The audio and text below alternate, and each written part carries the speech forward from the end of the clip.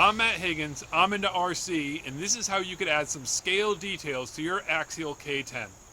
The first thing you'll probably notice is the white wagon wheels. These are from Endura and are steel beadlocks.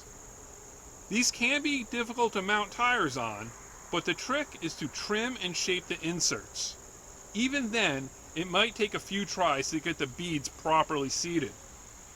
Endura includes longer starter screws, which are a big help. Overall, these wheels aren't perfect in their looks, but they do have 6 lugs and a more period correct for this 80s K10.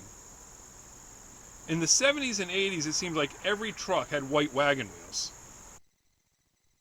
The stock Raceline 228 Monster wheels look great, I just wanted something more vintage.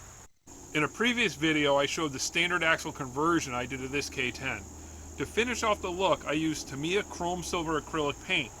I didn't think the red diff coverage fit the 80s era look I wanted. The downside of the paint is it might not hold up and scratches will show red. If I end up not liking how it holds up, I'll install Axial's optional black diff covers. Next, I added a gun rack inside the cab. This is an old Axial part, but a few are still available. A link is in the description.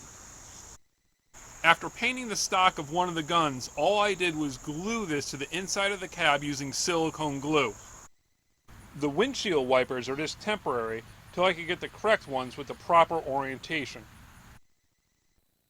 Lastly, I added a thin pinstripe using pre-cut vinyl and some period correct bumper stickers from Crawler Cult.